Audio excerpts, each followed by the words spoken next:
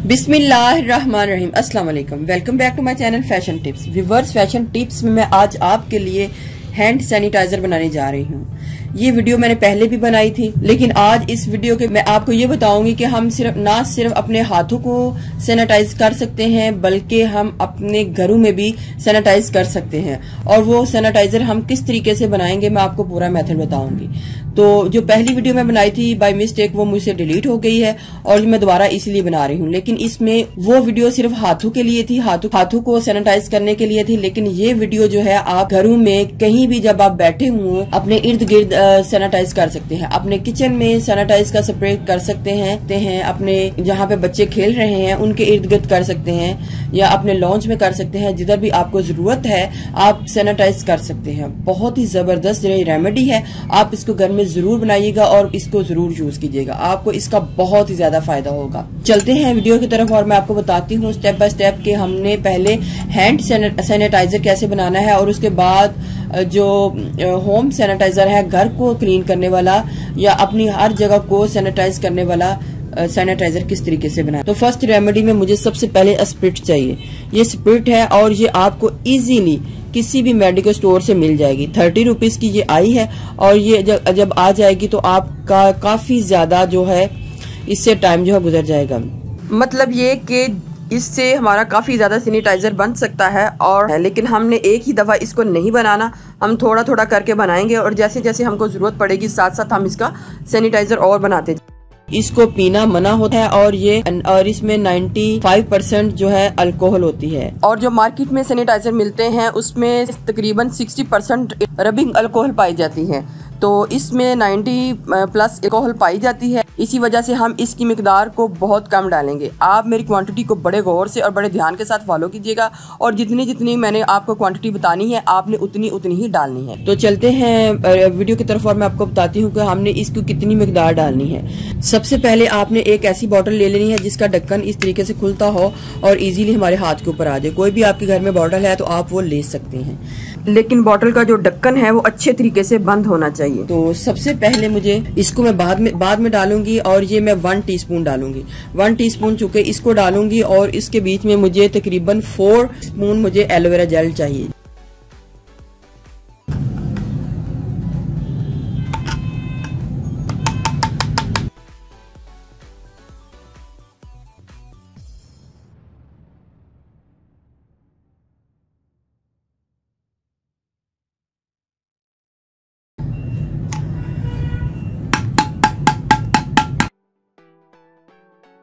तो 4 टीस्पून मैंने aloe vera gel को डाला है।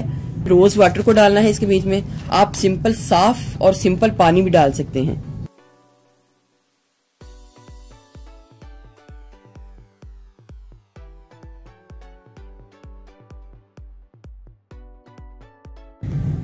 फोर टीस्पून हमने एलोवेरा जेल को डाला था और उसकी डबल क्वांटिटी में हमने रोज वाटर को डाल लिया है। अब हम इसके बीच में स्प्रिट को डालेंगे। स्प्रिट की मिकदार मैंने आपको बताया है कि हमने 1 टीस्पून रखनी है, लेकिन ज्यादा भर के नहीं रखना, बस इतनी सी। हाँ, आपने इसके बीच में स्प्रिट को डालना है। अगर आपको इसकी खुशबू अच्छी नहीं लगती तो आप इसके बीच में कोई भी एसेंशियल ऑयल भी डाल सकते हैं। 1/2 टीस्पून ग्लिसरीन को ऐड कर लेंगे।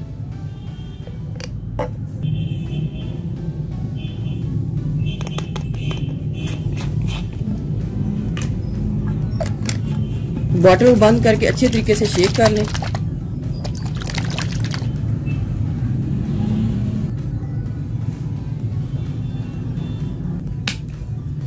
जब भी आपने लेना है एक ड्रॉप आप इसका ले लें इस तरीके से और अपने हाथों को ऊपर इसको मल के हाथों के ऊपर ऑब्जर्व कर लें और बॉटल का जो ढक्कन है उसको अच्छी तरीके से बंद कर लें। ये था पहला तरीका हैंड सैनिटाइजर बनाने का। अब मैं आपको दूसरा मेथड बताती हूँ। दूसरे मेथड में भी हमने एलोवेरा जेल डालनी है 4 टेबलस्पून।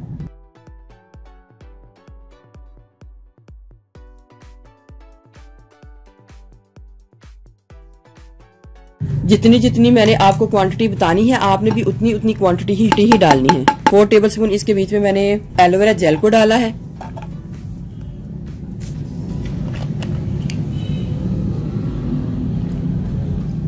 4 टेबलस्पून एलोवेरा जेल और 4 टेबलस्पून ही रोज़ वाटर को डाला है। उसके बाद व्यूअर्स हमको आफ्टर शेव चाहिए, तो तकरीबन हर दूसरे घर में आफ्टर शेव यूज़ किया जाता है। तो इधर आपने 1 टीस्पून आफ्टर शेव ले लेना है, 1 टीस्पून आफ्टर शेव ले लेना है। आफ्टर शेव में एंथॉल पाया जाता है जो कि 90+ रबिंग अल्कोहल होता है, तो इसमें भी मैं 1 टीस्पून आफ्टर शेव डालूंगी। हाफ टी स्पून आपने इसके बीच में ग्लिसरीन को डाल लेना है।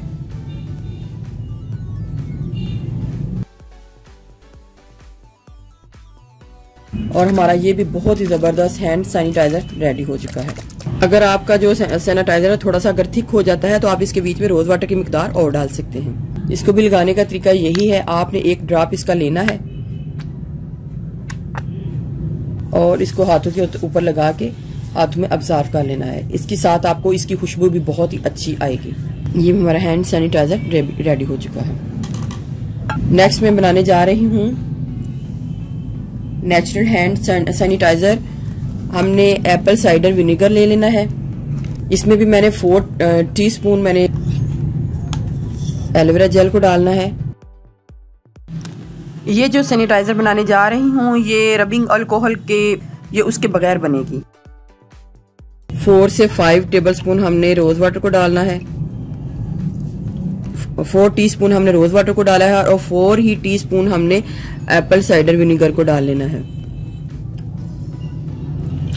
हाफ टी स्पून ग्लिसरीन को ऐड करना है। बॉटल को बंद करके अच्छे तरीके से हम शेक कर लेंगे।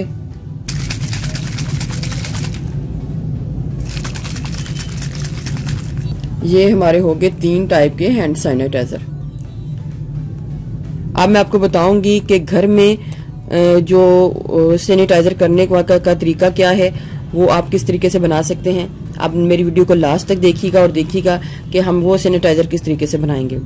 अपने इर्द गिर्द अपने किचन की शेल्फ में या जिधर भी बच्चे वगैरह खेल रहे हैं तो घर के किसी एरिया में आपने सैनिटाइज किस तरीके से करना है, तो उसके लिए आपने एक स्प्रे वाली बॉटल ले लेनी है, बड़ी बॉटल ले लेनी है। लेकिन अगर आपके पास इस टाइप की छोटी बॉटल्स हैं तो आप वो भी ले सकते हैं। इधर मैंने बड़ी बॉटल ले लेनी है जिससे ये स्प्रे अच्छे तरीके से इजीली बाहर आ जाए। तो उसको ओपन कर लेना है। हर घर में विनीगर यानी कि सिरका होता है, हर घर में सिरका दस्तयाब होता है। किचन की ही ये एक चीज है जो जिससे आप अपने घर को सैनिटाइज कर सकते हैं। की क्वांटिटी आपने कितनी डालनी है आपने इसका मेजरमेंट कर लेना है, क्योंकि ये ग्रेप्स विनीगर है यानी कि अंगूर का सिरका है। आप कोई भी ले सकते हैं, आप एप्पल साइडर विनीगर भी ले सकते हैं, आप अंगूर का सिरका भी ले सकते हैं। 1 कप 2 कप, इधर मैं आपको क्वांटिटी बताने जा रही हूँ, आपने कितनी क्वांटिटी जो है वो डालनी है। 2 कप और ये 3 कप, ये 3 कप जो है मैंने ग्रेप्स विनीगर के डाले हैं। और अब इसके बीच में 6 यानी कि डबल क्वांटिटी में 6 डालने लगी हूँ, यानी कि 6 क्वांटिटी में पानी को डालूंगी, यानी कि सिंपल पानी जो है वो डालूंगी।